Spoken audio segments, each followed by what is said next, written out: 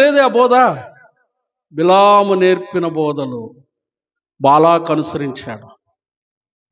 అర్థమవుతుందండి? బైబిల్లో మీరు స్పష్టంగా చదివితే ఈ బోధ నేర్పించిన బిలాము అతి దారుణంగా కత్తివాత చేత యెహోషువ చేత చంపివేయబడ్డాడు. దేవునికి స్తోత్రం, హల్లెలూయా. వాక్యానుసారం కాని బోధన ఎవడు బోధించినా, బైబిల్లో లేని దాన్ని ఎవడు చెప్పినా వినొద్దు అని ఈ యొక్క సంఘానికి హెచ్చరిస్తున్నాడు దేవుడు. హల్లెలూయా. ఏ సంఘం అండి ఇది? పెర్గమ సంఘం. ఈరోజు ఈ మాటలు వింటున్నటువంటి మనల్ని కూడా దేవుడు హెచ్చరిస్తున్నాడు. అయ్యా, పెర్గమ సంఘములో ఉన్న బోధలు ఒకవేళ నీలో ఉన్నాయేమో, ఆ బోధనలు అనుసరించి వెళుతున్నావేమో, ఎటుబడితే పరిగెత్తుతున్నావేమో. నువ్వు పరిగెత్తుడు బైబిల్లో ఉందా లేదా? నువ్వు చేసే భక్తి వాక్యంలో ఉందా లేదా? ఇది చూసుకో ఫస్ట్. ఇశ్రాయేలీయుల చూడలా. నువ్వు తెలుసుకోవాల్సింది ఒకటే, మరోసారి చెప్తున్నాను. నేటి అంత్య దినాలలో దుష్టుడు అనేక రకాల తంత్రాలను ఉపయోగించి దోచుకునేవాడు ఎలాంటి క్రొత్త ఆలోచనలతో వచ్చి దోచుకుంటున్నాడో ఆ విధంగా విశ్వాసులు అనబడుతున్న క్రైస్తవుల మీద రకరకాల భక్తి ప్రలోభాలు గురి చేసి దోచుకుంటున్నాడు.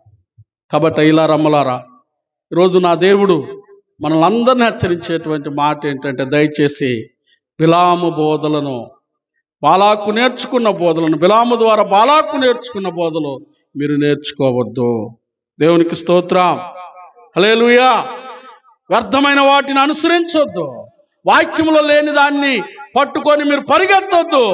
వాక్యములో లేని వాటిని అసలు మీ దగ్గరకు కూడా రానియొద్దు. దేవునికి స్తోత్రం కలుగును గాక, హల్లెలూయా. కాబట్టి ఈ యొక్క ఉదయకాల సమయంలో ప్రియ దేవుని బిడ్డలారా, మనము ఎలా ఉన్నాం? వాక్యానుసారంగా మనం ఉంటున్నామా లేదా?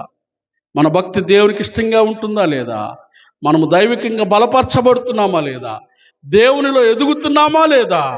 దీనిని ప్రతిరోజు వాక్యాన్ని చదువుకుంటూ మోకరించి ప్రభు ఎదుట సరిదిద్దుకోవాలి. దేవునికి స్తోత్రం, హల్లెలూయా, హల్లెలూయా. ఏ విధంగా స్కూల్కి వెళ్ళినటువంటి పిల్లవాడు తన పలక మీద అక్షరాలు నేర్చుకోవడానికి, చక్కగా దిద్దడానికి నేర్చుకుంటాడో, ఆ విధంగా ప్రతిరోజు కూడా మన దైనందిన జీవితంలో బైబిల్ చదువుకుంటూ మనలో ఉన్న లోపాలను దిద్దుకుంటూ సరి చేసుకుంటూ వెళితే దేవుడు మనల్ని మెచ్చుతాడు, తన రాజ్యంలో మనకు స్థానాన్ని ఇస్తాడు. దేవునికి మహిమ, హల్లెలూయా.